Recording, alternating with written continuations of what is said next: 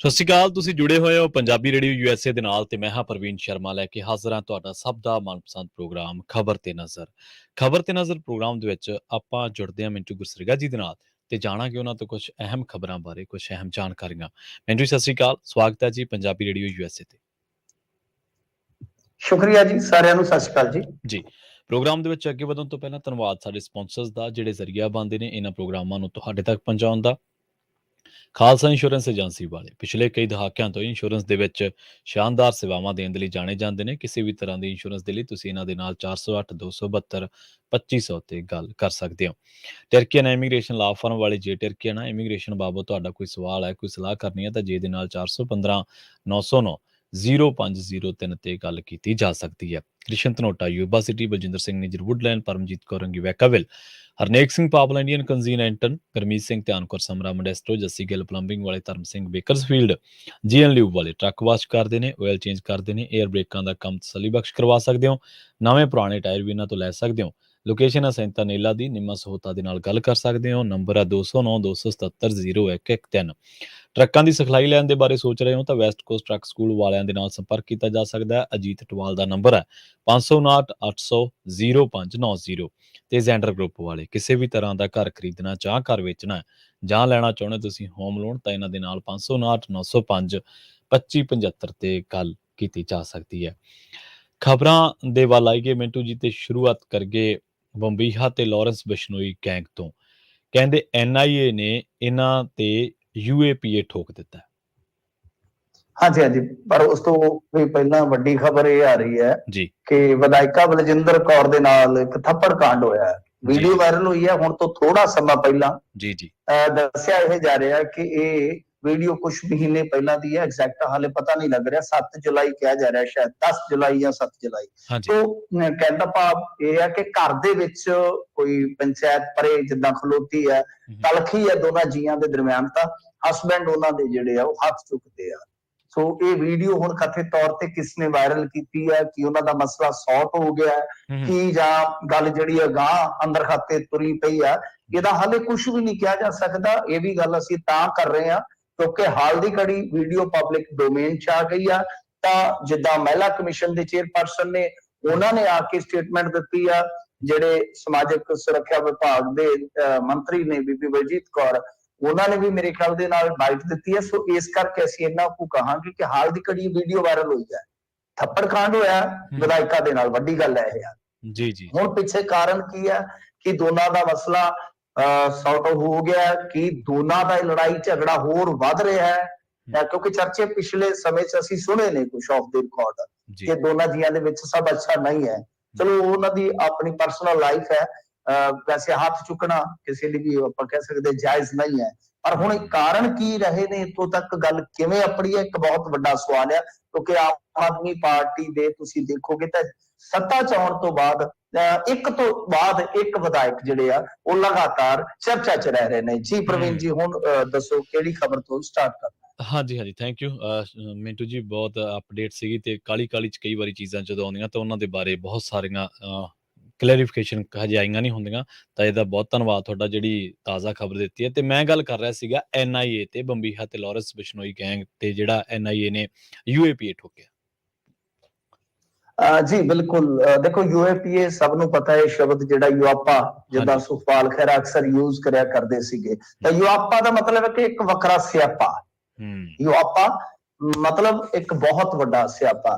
ਅਖੀਰ ਇਹ ਸਿਆਪਾ ਕਿਉਂ ਪਿਆ? ਕਿਉਂਕਿ ਜਿਹੜੇ ਖੁਦ ਹੀ ਸਿਆਪਾ ਬਣ ਗਏ ਤਾਂ ਫਿਰ ਕੇਂਦਰ ਸਰਕਾਰ ਨੇ ਸੋਚਿਆ ਕਿ ਹੁਣ ਵੇਲਾ ਆ ਗਿਆ ਕਿ ਬ੍ਰਹਮ ਅਸਤਰ, ਇੱਕ ਸ਼ਬਦ ਇਸਤੇਮਾਲ ਕਰਦੇ ਨਾ, ਕਿ ਬ੍ਰਹਮ ਅਸਤਰ ਜਿਹੜਾ ਹੈ ਉਹ ਖੇਡ ਦਿੱਤਾ ਜਾਵੇ ਭਾਈ, ਹੁਣ ਚਲਾ ਦਿੱਤਾ ਜਾਵੇ।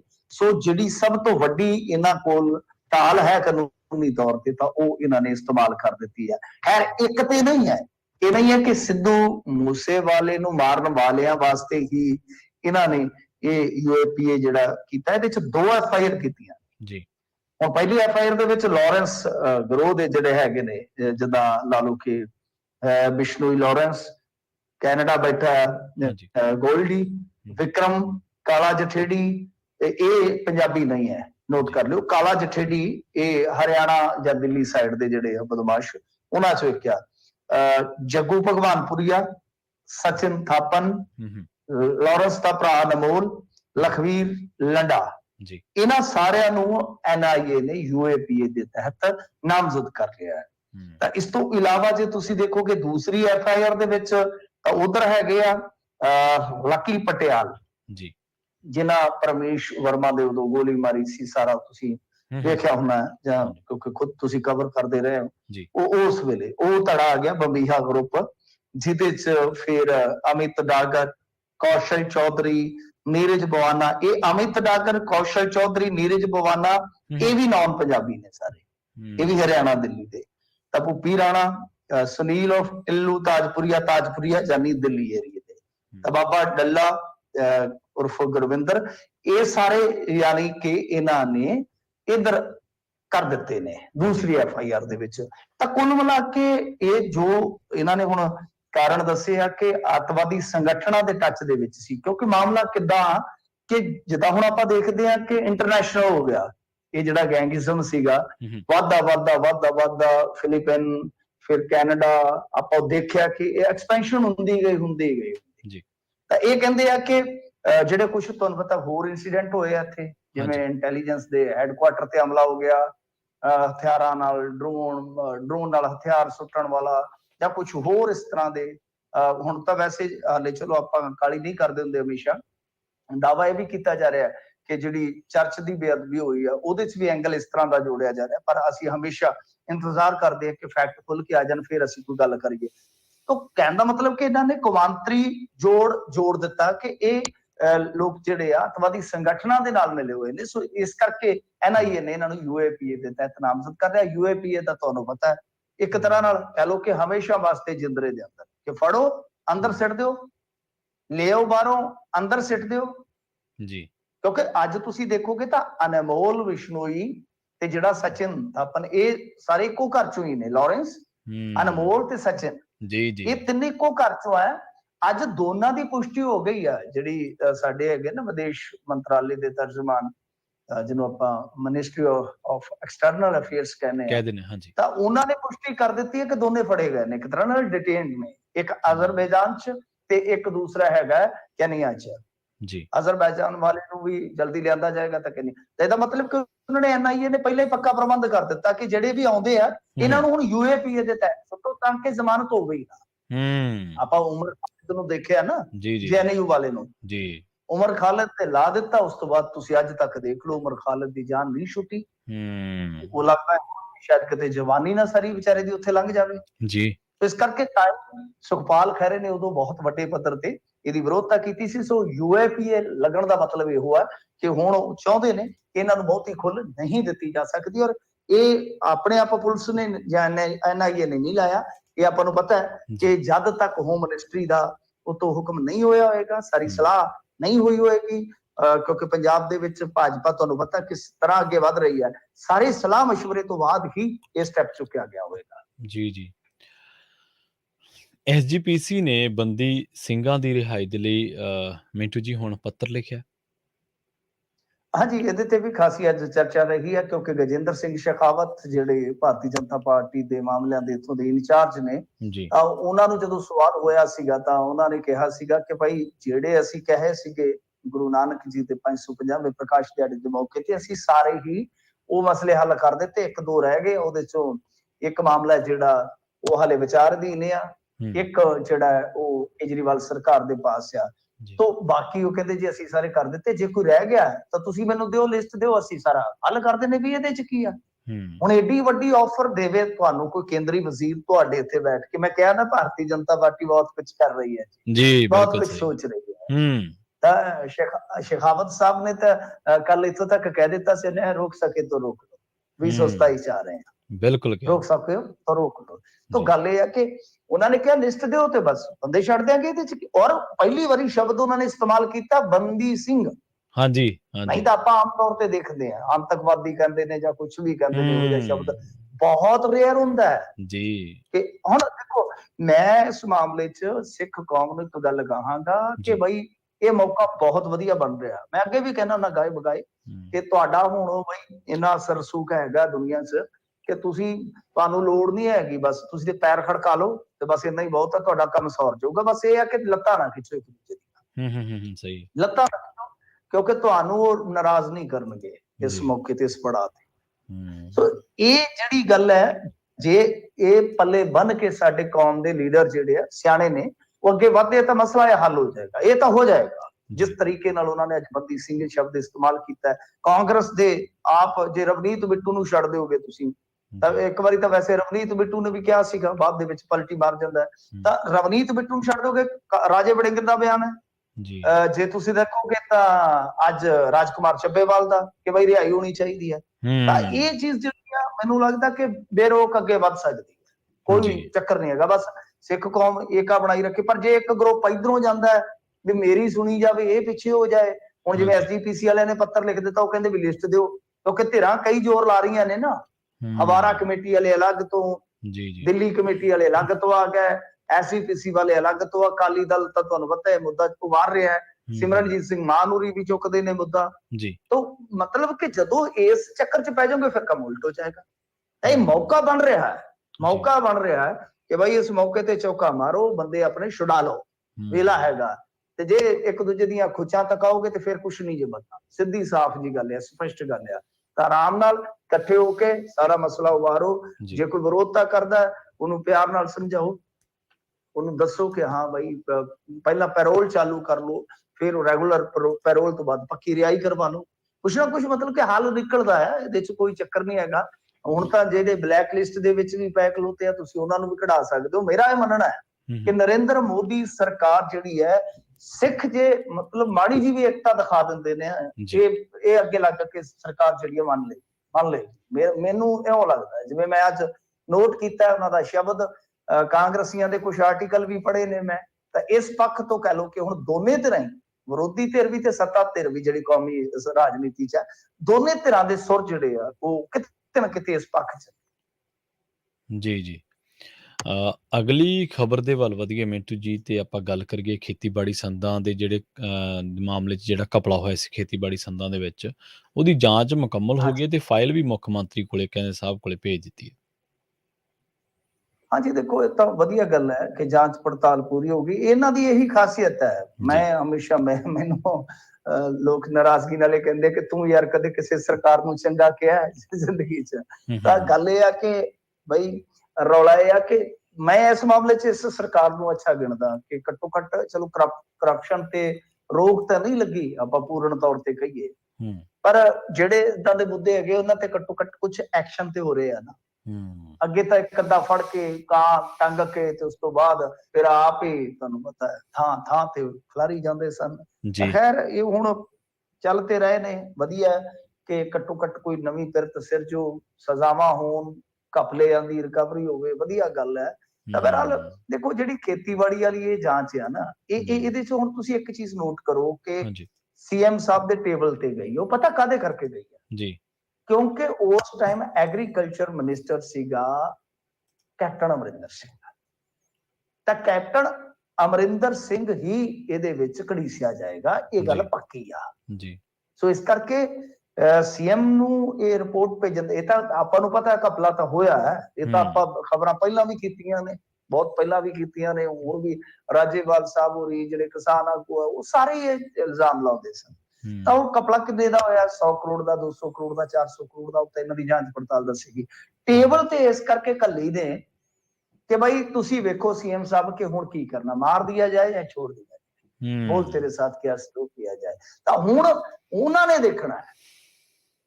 ਦੇਖਣਾ ਕਿ ਬਈ ਕੀ ਫੈਸਲਾ ਲਿਆ ਜਾ ਸਕਦਾ ਹੈ। ਤਾਂ ਮੇਰੇ ਖਿਆਲ ਦੇ ਨਾਲ ਜਿਵੇਂ ਉਹ ਕੱਲ ਪ੍ਰਤਾਪ ਸਿੰਘ ਬਾਜਵਾ ਚੈਲੰਜ ਖੇਡਦੇ, ਕਰੀਨਾ ਸੂਰਜਾ ਨੂੰ ਚੈਲੰਜ ਵੱਲਿਆ, ਤਾਂ ਚੈਲੰਜ ਕਰ ਰਹੇ ਸੀ, ਸਵਾਦ ਤਾਂ ਆਇਆ ਅਮਰਿੰਦਰ ਨੂੰ ਫੜ ਕੇ ਵਿਖਾਓ ਜੀ। ਮੈਂ ਕਹਿੰਦਾ ਇਹਨੇ ਚੈਲੰਜ ਕਰ ਕਰਕੇ ਨਾ ਬੁੱਢੇ ਬਾਰੇ ਉਹਦੇ ਹੱਡ ਜਿਹੜੇ ਆ ਉਹ ਰੋਲਣੇ ਆ ਉੱਥੇ ਹਵਾਲਾ ਦੇ ਵਿੱਚ, ਤੇ ਕਿਉਂਕਿ ਇਹ ਤਾਂ ਮਾਮਲਾ ਬਣਿਆ ਹੀ ਪਿਆ ਸੀ ਪਹਿਲਾਂ ਜੀ। ਸੋ ਇਸ ਕਰਕੇ ਇਹ ਹੁਣ ਜਿਹੜਾ ਜੇ ਤਾਂ ਜਾਂਚ ਪੜਤਾਲ ਦਾ ਦਾਇਰਾ ਇਹਨਾਂ ਨੇ ਵਧਾ ਲਿਆ, ਤਾਂ ਫਿਰ ਸਮਝੋ ਕਿ ਅਮਰਿੰਦਰ ਸਿੰਘ ਨੂੰ ਘੱਟੋ ਘੱਟ ਇਹਦੇ 'ਚ ਆ ਕੇ ਸ਼ਾਮਲ ਹੋਣਾ ਪਏਗਾ।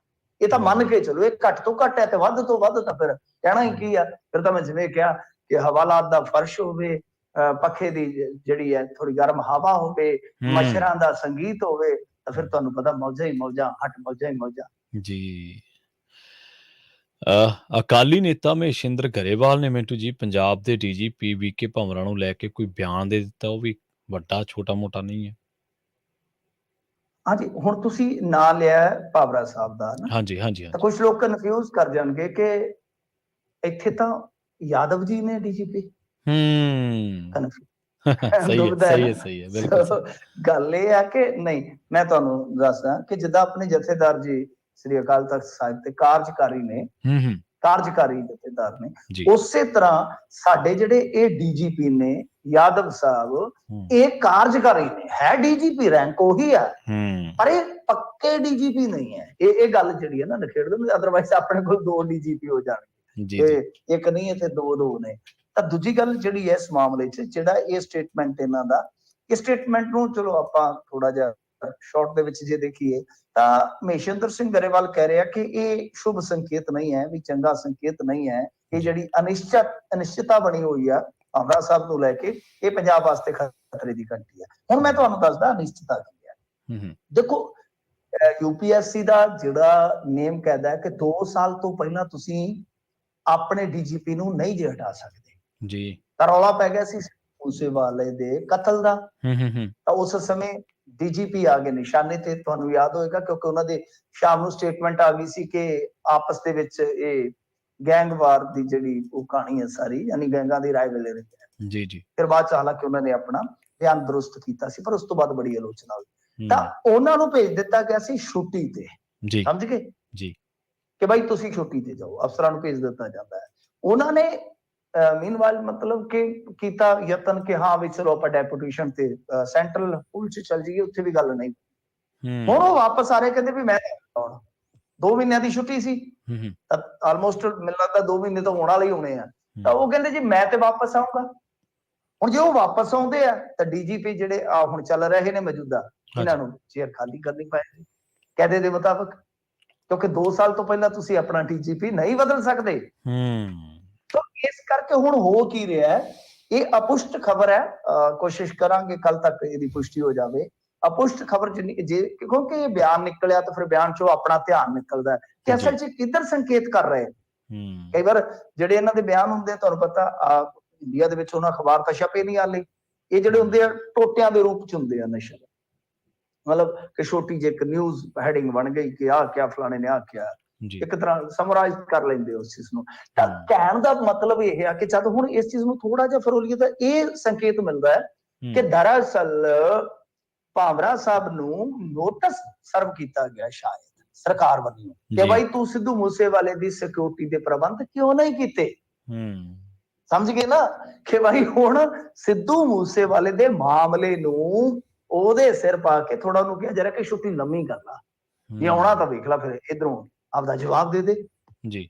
ਤਾਂ ਇਹ ਕਿਤੇ ਨਾ ਕਿਤੇ ਮੈਨੂੰ ਇਹ ਲੱਗਦਾ ਹੈ ਕਿ ਜਿਹੜੀ ਉਹ ਮਹੇਸ਼ਿੰਦਰ ਸਿੰਘ ਬਾਦਲ ਹੋਰਾਂ ਨੇ ਗੱਲ ਕਹੀ ਆ ਕਿ ਪੰਜਾਬ ਵਾਸਤੇ ਖਤਰੇ ਦੀ ਘੰਟੀ ਹੈ, ਕਿ ਪੱਕਾ ਡੀਜੀਪੀ ਜਿਹੜਾ ਉਹ ਛੁੱਟੀ ਤੇ ਬਿਠਾਉਣ ਦਾ ਯਤਨ ਕੀਤਾ ਜਾ ਰਿਹਾ। ਸੋ ਇਹੀ ਮਾਇਨੇ ਨਿਕਲਦੇ ਨੇ ਇਸ ਬਿਆਨ ਦੇ, ਜਿਹਨੂੰ ਡੀਕੋਡ ਕਰੀਏ। ਜੀ ਜੀ, ਮਹੇਸ਼ਿੰਦਰ ਗਰੇਵਾਲ ਨੇ, ਸ਼ਾਇਦ ਤੁਸੀਂ ਬਾਦਲ ਬੋਲ ਗਏ ਹੋ। ਮਹੇਸ਼ਿੰਦਰ ਸਿੰਘ, ਸੌਰੀ ਮਹੇਸ਼ਿੰਦਰ ਸਿੰਘ ਬਾਦਲ, ਹਾਂਜੀ ਉਹ ਮੇਰੇ ਸਾਡੇ ਇਲਾਕੇ ਦੇ ਨੇ। ਹਾਂਜੀ ਬਿਲਕੁਲ, ਸ਼ੁਕਰੀਆ ਨਹੀਂ ਬਿਲਕੁਲ ਨਹੀਂ, ਮੈਨੂੰ ਪਤਾ ਸੀ ਵੀ ਗੱਲ ਕਈ ਵਾਰੀ ਭੁਲੇਖੇ ਨਾਲ ਨਿਕਲ ਜਾਂਦੀ, ਪਰ ਖੈਰ ਕਈ ਵਾਰੀ ਜੋੜ ਦਿੱਤਾ ਜਾਂਦਾ 2 ਨਾਵਾਂ ਨੂੰ, ਫਿਰ ਮੈਂ ਤਾਂ ਕਰਕੇ ਮੈਂ ਚਲੋ ਗਰੇਵਾਲ ਕਹਿ ਦਈਏ।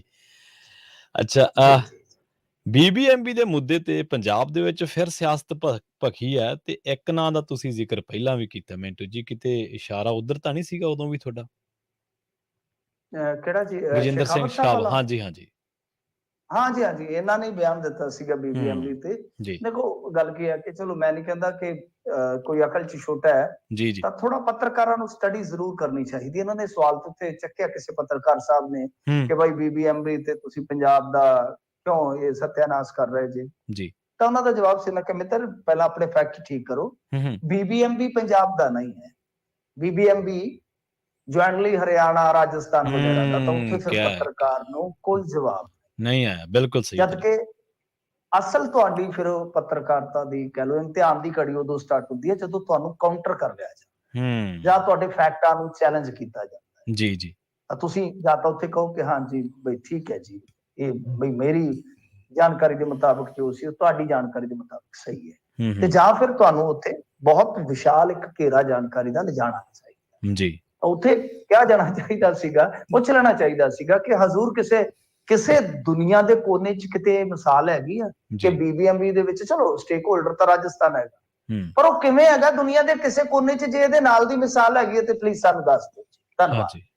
ਬਸ ਕੁੱਤੇ ਫੇਲ ਹੋ ਜਾਂਦੇ ਹਜ਼ੂਰ, ਕੁੱਤੇ ਚੈਨ ਹੀ ਲੈ ਜਾਣੇ ਸੀ, ਪਟਾ ਲੈ ਜਾਣਾ ਸੀ ਕਿ ਰਾਜਸਥਾਨ ਹਰਿਆਣਾ ਦਾ ਚਲੋ ਸਾਡੇ ਨਾਲੋਂ ਨਿਕਲਿਆ, 100 ਡਿਸਪਿਊਟ ਰਹੇ ਨੇ, ਰਹਿਣਗੇ ਵੀ, ਬਥੇਰਾ ਕੁਛ ਹੋਣਾ ਹੈ, ਉਹ ਤਾਂ ਚੱਲੀ ਜਾਣਾ ਹੈ। ਭਾਈ ਰਾਜਸਥਾਨ ਕਿਸ ਖੁਸ਼ੀ ਦੇ ਵਿੱਚ ਦੱਸ ਤੇ ਦਿਓ ਜੀ, ਕਿਹੜਾ ਡਾਕੂਮੈਂਟ ਜਿਹੜਾ ਸੀਗਾ, ਜਿਹੜੀ ਕਿਹੜੀ ਟ੍ਰੀਟੀ ਸੀ ਜਿਹੜੀ ਸਾਈਨ ਕੀਤੀ ਸੀਗੀ, ਉਹਦੀ ਕਾਪੀ ਤੇ ਦਿਓ ਜਰਾ ਸਾਨੂੰ ਜੀ ਜੀ ਭਾਈ। ਫਿਰ ਉਹ ਇਹ ਗੱਲਾਂ ਨੇ ਕਿ ਸਾਨੂੰ ਇਹਨਾਂ ਚੀਜ਼ਾਂ ਲਈ ਥੋੜਾ ਹੋਰ ਪੜ੍ਹਨਾ ਲਿਖਣਾ ਚਾਹੀਦਾ, ਤਿਆਰੀ ਨਾਲ ਜਾਣਾ ਚਾਹੀਦਾ ਜਦੋਂ ਤੁਸੀਂ ਸੈਂਟਰਲ ਕਿਸੇ ਵਜ਼ੀਰ ਦੇ ਨਾਲ ਜਾ ਕੇ ਮੱਥਾ ਲਾਉਣਾ। ਮੈਂ ਇਹ ਨਹੀਂ ਕਹਿ ਰਿਹਾ, ਮੈਂ ਕਿਸੇ ਨੂੰ ਛੁਟਿਆ ਨਹੀਂ ਰਿਹਾ, ਮੈਂ ਕਹਿ ਰਿਹਾ ਕਿ ਉੱਥੇ ਜਿਵੇਂ ਉਹ ਸਾਡੇ ਇੱਥੇ ਖੜ ਕੇ ਉਹ ਇੱਕ ਤਰ੍ਹਾਂ ਨਾਲ ਸਾਡੀ ਪੱਤਰਕਾਰਤਾ ਨੂੰ ਨਹੀਂ, ਸਾਡੇ ਹੱਕ ਹਕੂਕਾਂ ਨੂੰ ਵੰਗਾਰ ਗਏ, ਸਾਨੂੰ ਘਰੇ ਆ ਕੇ ਝੂਠਿਆ ਪਾ ਗਏ ਜੀ। ਤਾਂ ਜ਼ਰੂਰਤ ਇਸ ਗੱਲ ਦੀ ਹੈ ਕਿ ਦੀਦਾ ਦਲੇਰੀ ਤਾਂ ਪੱਤਰਕਾਰ ਸਾਹਿਬ ਨੇ ਬਹੁਤ ਦਿਖਾਈ, ਐਡਾ ਵੱਡਾ ਸਵਾਲ ਜ਼ਬਰਦਸਤ ਕੱਢ ਮਾਰਿਆ, ਪਰ ਬਾਅਦ ਦੇ ਵਿੱਚ ਕਹਿ ਲੋ ਕਿ ਗੋਲੀ ਅੱਕੀ ਸੀ, ਉਹ ਗੋਲੀ ਚੱਲ ਗਈ, ਫੈਰ ਹੋ ਗਿਆ, ਤਾਂ ਬਸ ਮੁੜ ਕੇ ਤਾਂ ਲੱਕੜ ਵਾਲਾ ਪਿਸਤੌਲ ਰਹਿ ਗਿਆ, ਬੱਟ ਜੀ, ਇਫ ਬੱਟ ਬਸ। ਤਾਂ ਗੱਲ ਇਹ ਆ ਕਿ ਇਹ ਮੁੱਦਾ ਹੁਣ ਸਿਆਸਤਦਾਨਾਂ ਨੇ ਤਾਂ ਜ਼ਰੂਰ ਚੁੱਕਿਆ ਜੀ, BBMB ਤੇ ਸਾਡਾ, ਉਹ ਤਾਂ ਤੁਹਾਨੂੰ ਪਤਾ ਰਵਾਇਤੀ ਬਿਆਨਬਾਜ਼ੀ ਹੈ, ਤੇ ਬਿਆਨਵੀਰ ਨੇ ਸਾਡੇ ਜੀ ਜੀ, ਉਹ ਤਾਂ ਇਹ ਵੱਡੇ ਬਿਆਨਵੀਰ ਨੇ, ਪਰ ਮੇਰੇ ਖਿਆਲ ਦੇ ਨਾਲ ਜਦੋਂ ਵੀ ਕਿਸੇ ਨੇ ਇਸ ਮੁੱਦੇ ਤੇ ਗੱਲ ਕਰਨੀ ਆ ਤਾਂ ਇਹ ਝੋਲੀ ਭਰ ਕੇ ਲੈ ਕੇ ਜਾਓ ਆਪਣੇ ਫੈਕਟਾਂ ਦੀ, ਤਾਂ ਕਿ ਇੱਕ ਦੀ ਟੀਮ ਮਾਰਿਆ ਖਾਲੀ ਹੱਥ ਨਾ ਹੋਵੋ, ਟੀਮਾਂ ਤੁਹਾਡੇ ਕੋਲ ਹੋਰ ਵੀ ਹੋਣ ਝੋਲੀ 'ਚ ਜੀ, ਨਹੀਂ ਤਾਂ ਉਹ ਬਹੁਤ ਤੇਜ਼ ਤਰਾਰ ਨੇ। ਸੋ ਇਸ ਕਰਕੇ BBMB ਦਾ ਮੁੱਦਾ ਇਹ ਹੈ, ਤੇ ਜੇ ਉਹਨਾਂ ਨੂੰ ਇਹ ਪੁੱਛਣਾ ਸੀਗਾ ਕਿ ਜੇ ਹਰਿਆਣੇ ਨੂੰ ਵੀ ਤੁਸੀਂ ਸਟੇਕ ਹੋਲਡਰ ਮੰਨਦੇ ਹੋ, ਚਲੋ ਸਾਡਾ ਛੋਟਾ ਭਰਾ ਹੈ, ਕੋਈ ਗੱਲ ਨਹੀਂ ਹੈ, ਪਰ ਇਹ ਤੇ ਦੱਸੋ ਨਾ ਕਿ ਹਰਿਆਣੇ ਦਾ ਵੀ ਬੇੜਾ ਗਰਕ ਕਿਉਂ ਕਰ ਦਿੱਤਾ? ਕਿਉਂਕਿ ਜਿਹੜੀ ਸ਼ਰਤ ਤੁਸੀਂ ਲਾਈ ਹੈ ਉੱਥੇ ਤਾਂ ਹਰਿਆਣੇ ਦਾ ਹੁਣ ਬੰਦਾ ਵੀ ਨਹੀਂ ਛੇਤੀ ਕਿਤੇ ਆਉਣਾ, ਉਹਨਾਂ ਦਾ ਤਾਂ ਬਿਲਕੁਲ ਤੁਸੀਂ ਸੀਰ ਹੀ ਕੱਢ ਦਿੱਤਾ ਜੀ, ਕਿਉਂਕਿ ਜਿਹੜੀਆਂ ਸ਼ਰਤਾਂ ਹੈ ਉਹਦੇ ਮੁਤਾਬਕ ਇੱਕ ਡੈਮ ਤੇ ਕੁਝ ਪ੍ਰੋਜੈਕਟ ਦੇ ਵਿੱਚ ਕੰਮ ਕਰਨਾ ਜ਼ਰੂਰੀ ਹੈ, ਜਿਹੜਾ ਮੈਂਬਰ ਲੈਣਾ। ਸਾਡੇ ਕੋਲ ਤਾਂ ਹੈਗਾ ਰਣਜੀਤ ਸਾਗਰ, ਤੇ ਤੁਹਾਡੇ ਹਰਿਆਣੇ ਵਾਲਿਆਂ ਕੋਲ ਕੀ ਹੈ? ਸੋ ਇਸ ਕਰਕੇ ਮੈਂ ਮੰਨਦਾ ਹਾਂ ਕਿ ਜਿਸ ਤਰੀਕੇ ਨਾਲ ਹਾਜ਼ਰ ਜਵਾਬੀ ਨਾਲ ਸ਼ੇਖਾਵਤ ਨੇ ਕੰਮ ਕੀਤਾ, ਉਹ ਤਾਂ ਮੰਨੇ ਪ੍ਰਮੰਨੇ ਰਾਜਨੀਤਿਕ ਬੰਦੇ ਦਾ ਕੰਮ ਆ, ਪਰ ਮੈਨੂੰ ਲੱਗਦਾ ਕਿ ਸਾਨੂੰ ਥੋੜਾ ਜਿਹਾ ਹੋਰ, ਸਾਡੇ ਵਰਗਾਂ ਨੂੰ ਥੋੜਾ ਹੋਰ ਕੰਮ ਕਰਨ ਦੀ ਜ਼ਰੂਰਤ ਹੈ ਜੀ ਜੀ। ਜਾਂਦਿਆਂ ਦੀ ਗੱਲ ਕਰੀਏ ਮਿੰਟੂ ਜੀ, ਪਾਕਿਸਤਾਨ ਦੇ ਵਿੱਚ ਹੜ੍ਹਾਂ ਨੇ ਜ਼ਿੰਦਗੀ ਲਈ ਹੌਲਾ ਦਿੱਤੀ ਹੈ ਜੀ, ਹਾਲਾਤ ਬਹੁਤ ਮਾੜੇ ਨੇ ਲੋਕਾਂ ਦੇ। ਜੀ ਜੀ ਬਿਲਕੁਲ, ਬੜੀ ਵੱਡੀ ਤਰਾਸਦੀ ਆ ਗੱਲ। ਇਹ ਆ ਕਿ ਜਿਵੇਂ ਆਪਾਂ ਕਹਿੰਦੇ ਹੁੰਦੇ ਨਾ, ਮੋਏ ਨੂੰ ਮਾਰੇ ਸ਼ਾਹਮਦਾਰ। ਪਾਕਿਸਤਾਨ ਦੀ ਇਕਨੋਮੀ ਪਹਿਲਾਂ ਹੀ ਬੜੀ ਬਦਹਾਲ ਸੀ, ਲੋਕ ਪਹਿਲਾਂ ਹੀ ਬੜੀ ਮਹਿੰਗਾਈ ਦੇ ਨਾਲ ਜੂਝ ਰਹੇ ਸੀਗੇ।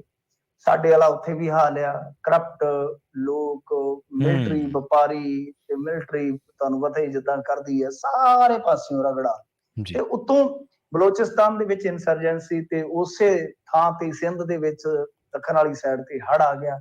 ਸੋ ਇਸ ਵੇਲੇ ਰਿਪੋਰਟਾਂ ਜਿਹੜੀਆਂ ਨੇ ਤਕਰੀਬਨ ਇਹ ਦੱਸ ਰਹੀਆਂ ਕਿ 3.5 ਕਰੋੜ ਲੋਕ ਪੀੜਤ ਨੇ, 1000 ਤੋਂ 1,500 ਮੌਤ, ਤੇ ਇਸ ਤੋਂ ਇਲਾਵਾ 4 ਬਿਲੀਅਨ ਦਾ ਨੁਕਸਾਨ। ਹਾਲਾਂਕਿ IMF ਨੇ ਥੋੜੀ ਰਾਸ਼ੀ ਜਾਰੀ ਕੀਤੀ ਹੈ, ਮੇਰੇ ਖਿਆਲ ਦੇ ਨਾਲ 3 ਬਿਲੀਅਨ, ਸ਼ਾਇਦ 3 ਬਿਲੀਅਨ, ਪਤਾ ਨਹੀਂ, ਰਾਸ਼ੀ ਜਾਰੀ ਕਰ ਦਿੱਤੀ ਹੈ, ਕਿਉਂਕਿ ਯੂਕਰੇਨ ਨੂੰ ਹਥਿਆਰ ਭੇਜੇ ਇਹਨਾਂ ਨੇ ਥੋੜੇ ਜਿਹੇ ਬਣਾ ਕੇ। US ਖੁਸ਼ ਹੋਇਆ, ਮੈਂ ਕਿਹਾ ਬਹੁਤ ਖੁਸ਼ ਹੋਇਆ, ਡਾਇਲੋਗ ਹੈ ਨਾ, ਤਾਂ ਇਹਨਾਂ ਨੇ ਹੁਣ ਖੋਲਿਆ ਥੋੜਾ ਜਿਹਾ ਦਰਵਾਜ਼ਾ। ਵੈਸੇ ਫਰਾਂਸ ਨਾਲ ਇਹਨਾਂ ਦਾ ਕਾਫੀ ਡਿਸਪਿਊਟ ਆ, ਬਟ ਬਾਵਜੂਦ ਇਸ ਦੇ ਉਹਨਾਂ ਨੇ ਕਿਹਾ ਕਿ ਹਾਂ ਬਾਈ ਕੋਈ ਗੱਲ ਨਹੀਂ, ਜੇ ਜ਼ਰੂਰਤ ਪਈ ਤਾਂ ਅਸੀਂ ਵੀ ਹਾਜ਼ਰ ਹਾਂ ਜੀ। ਪੱਛਮ ਚੋਂ ਵੀ ਆਫਰ ਆ ਰਹੀਆਂ ਇਦਾਂ ਦੀਆਂ, ਮਤਲਬ ਕਿ ਸਾਰੇ ਕਰ ਰਹੇ ਨੇ।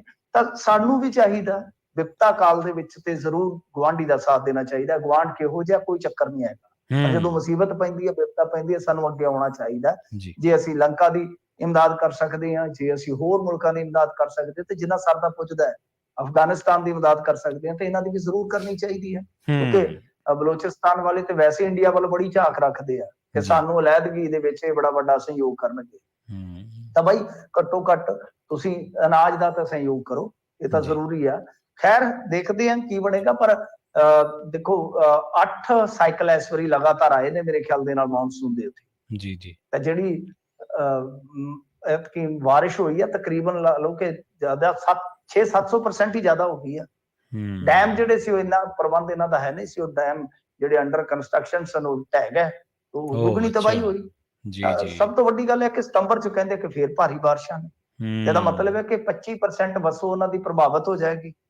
ਤਾਂ ਤੁਸੀਂ ਅੰਦਾਜ਼ਾ ਲਾ ਲਓ ਕਿ ਮੀਂਹ ਤੋਂ ਬਾਅਦ ਜਦੋਂ ਇੱਕ ਵਾਰੀ ਤਾਂ ਮੀਂਹ ਪੈ ਗਿਆ, ਹੜ੍ਹ ਆ ਗਿਆ, ਹੜ੍ਹ ਤੋਂ ਬਾਅਦ ਜਿਹੜੀ ਬਿਮਾਰੀ ਫੈਲੇਗੀ ਤੇ ਜਿਹੜੀ ਭੁੱਖਮਰੀ ਫੈਲੇਗੀ ਉਹਦੇ ਨਾਲ ਕੀ ਤਬਾਹੀ ਹੋਏਗੀ, ਉਹਦਾ ਅੰਦਾਜ਼ਾ ਵੀ ਨਹੀਂ ਲਾ ਸਕਦੇ। ਸੋ ਦੁਆ ਹੀ ਕਰ ਸਕਨੇ ਆ ਕਿ ਬਈ ਇਹਨਾਂ ਅੱਲਾਹ ਦੇ ਬੰਦਿਆਂ ਨੂੰ ਹੁਣ ਤੂੰ ਹੀ ਕੁਛ ਨਾ ਕੁਛ ਰਹਿਮ ਦਿਖਾ ਕੇ ਤੇ ਬਖਸ਼, ਨਹੀਂ ਤਾਂ ਬਹੁਤ ਬੁਰੀ ਕਹਾਣੀ ਹੋਈ ਪਈ।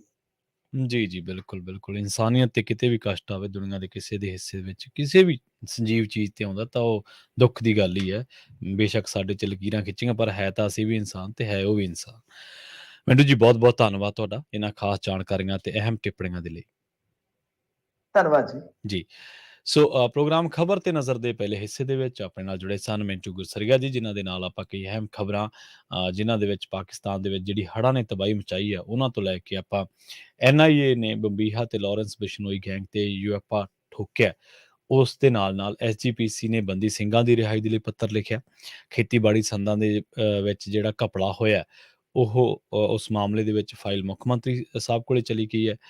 ਮਹੇਸ਼ਿੰਦਰ ਗਰੇਵਾਲ ਜਿਹੜੇ ਕਿ ਅਕਾਲੀ ਨੇਤਾ ਨੇ, ਉਹਨਾਂ ਨੇ ਪੰਜਾਬ ਦੇ DGP VK ਭੰਵਰਾ ਨੂੰ ਲੈ ਕੇ ਬਿਆਨ ਦਿੱਤਾ ਤੇ BBMP ਮੁੱਦੇ ਤੇ ਜਿਹੜਾ ਕਿ ਚਰਚਾ ਹੋਣੀ ਚਾਹੀਦੀ ਸੀ ਪੰਜਾਬ ਭਰ ਦੇ ਵਿੱਚ, ਗਜੇਂਦਰ ਸ਼ੇਖਾਵਤ ਜਿਹੜੇ ਕਿ ਇਸ ਵੇਲੇ ਪੰਜਾਬ ਦੇ ਵਿੱਚ ਬਹੁਤ ਐਕਟਿਵ ਨੇ, BJP ਦੇ ਪੰਜਾਬ ਮਾਮਲਿਆਂ ਦੇ ਇੰਚਾਰਜ ਨੇ, ਤਾਂ ਉਹਨਾਂ ਨੇ ਇਹ ਗੱਲ ਕਹੀ ਹੈ ਕਿ ਰਾਜਸਥਾਨ ਵੀ ਨਾਲ ਸਟੇਕ ਹੋਲਡਰ ਹੈ।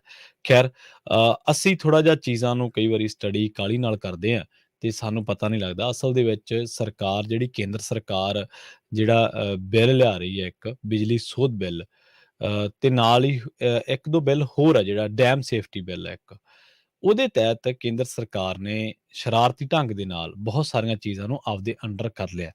ਅਸੀਂ ਕੋਸ਼ਿਸ਼ ਕਰਾਂਗੇ ਕਿ ਪੰਜਾਬੀ ਰੇਡੀਓ USA ਤੇ ਇਸ ਬਾਬਤ ਰਿਪੋਰਟ ਇੱਕ ਜਿਹੜੀ ਹੈ ਜ਼ਰੂਰ ਪਾਈ ਜਾਵੇ, ਸ਼ਾਇਰ ਕੀਤੀ ਜਾਵੇ, ਤਾਂ ਜੋ ਇਹਨਾਂ ਚੀਜ਼ਾਂ ਨੂੰ ਫੈਕਟ ਬੇਸਡ ਤੁਹਾਡੇ ਸਾਹਮਣੇ ਰੱਖਿਆ ਜਾਵੇ। ਪਰ ਹੁਣ ਵੇਲਾ ਹੋ ਚੱਲਿਆ ਇੱਕ ਛੋਟੀ ਜਿਹੀ ਬ੍ਰੇਕ ਦੇ ਲਈ ਰੁਕਣ ਦਾ। ਤੁਸੀਂ ਕਿਤੇ ਨਾ ਜਾਓ, ਜੁੜੇ ਰਹੋ ਪੰਜਾਬੀ ਰੇਡੀਓ USA ਦੇ ਨਾਲ।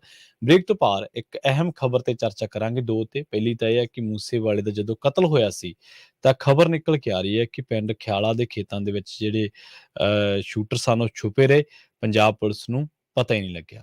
ਦੂਜੀ ਖਬਰ ਇਹ ਹੈ ਕਿ ਹਰਸਿਮਰਤ ਕੌਰ ਬਾਦਲ ਨੇ ਦਿੱਲੀ ਵਾਲਾ ਬੰਗਲਾ 25 ਸਾਲਾਂ ਬਾਅਦ ਖਾਲੀ ਕੀਤਾ। ਤੁਹਾਨੂੰ ਯਾਦ ਹੋਣਾ ਜਦੋਂ ਭੱਠਲ ਨੇ, ਮਨਪ੍ਰੀਤ ਬਾਦਲ ਨੇ ਜਾਂ ਹੋਰ ਕਾਂਗਰਸੀਆਂ ਨੇ ਖਾਲੀ ਕੀਤੇ ਸਨ ਤਾਂ ਉਦੋਂ ਕਈ ਅਕਾਲੀਆਂ ਨੇ ਚੁਟਕੀਆਂ ਲਈਆਂ ਸਨ, ਪਰ ਹੁਣ ਜਿਹੜਾ ਸਫਦਰਗੰਜ ਜੰਗ ਰੋਡ ਤੇ ਇਹਨਾਂ ਦਾ ਆਪਣਾ ਬੰਗਲਾ ਸੀਗਾ, ਮਿਲਦਾ ਹਰ ਇੱਕ MP ਨੂੰ ਮਿਲਦਾ, ਤੇ ਉਹ ਇਹਨਾਂ ਨੇ 25 ਸਾਲਾਂ ਤੋਂ ਬਾਦਲ ਪਰਿਵਾਰ ਦੇ ਕੋਲ ਸੀ, ਹੁਣ ਇਹਨਾਂ ਨੂੰ ਖਾਲੀ ਕਰਨ ਨੂੰ ਕਹਿ ਦਿੱਤਾ ਹੈ। ਸੋ ਹਰਸਿਮਰਤ ਕੌਰ ਬਾਦਲ ਜੀ ਕੋਲੇ ਹੁਣ ਦਿੱਲੀ ਵਾਲਾ ਬੰਗਲਾ, ਸਫਦਰ ਜੰਗ ਰੋਡ ਵਾਲਾ ਬੰਗਲਾ ਨਹੀਂ ਰਹੂਗਾ, ਜਿਹੜਾ ਕਿ ਬਾਦਲ ਪਰਿਵਾਰ ਕੋਲੇ ਪਿਛਲੇ 25 ਸਾਲਾਂ ਤੋਂ ਹੈ।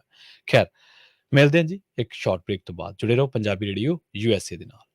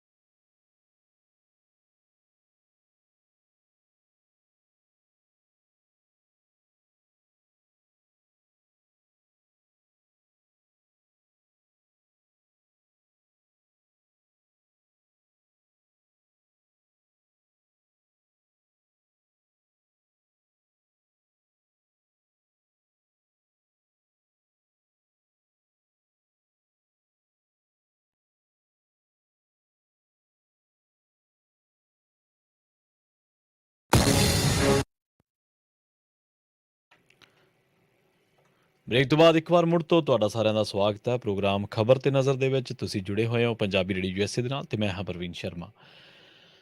ਪ੍ਰੋਗਰਾਮ ਦੇ ਇਸ ਹਿੱਸੇ ਦੇ ਵਿੱਚ ਕੁਝ ਹੋਰ ਅਹਿਮ ਖਬਰਾਂ ਬਾਰੇ ਗੱਲਬਾਤ ਕਰਦੇ ਹਾਂ। ਪੰਜਾਬੀ ਗਾਇਕ ਸਿੱਧੂ ਮੂਸੇਵਾਲਾ ਦੇ ਕਤਲ ਮਾਮਲੇ ਨਾਲ ਜੁੜੀ ਇੱਕ ਹੋਰ ਖਬਰ ਜਿਹੜੀ ਆ ਉਹ ਸਾਹਮਣੇ ਆ ਰਹੀ ਆ। ਉਹ ਇਹ ਹੈ ਕਿ ਇਸ ਕਤਲ ਕੇਸ ਨੂੰ ਕੁਝ ਹੀ ਘੰਟਿਆਂ ਦੇ ਅੰਦਰ ਸੁਲਝਾਇਆ ਜਾ ਸਕਦਾ ਸੀ, ਪਰ ਪੁਲਿਸ ਦੀ ਢਿੱਲ ਨੇ ਸ਼ੂਟਰਾਂ ਨੂੰ ਭੱਜਣ ਦਾ ਮੌਕਾ ਦੇ ਦਿੱਤਾ।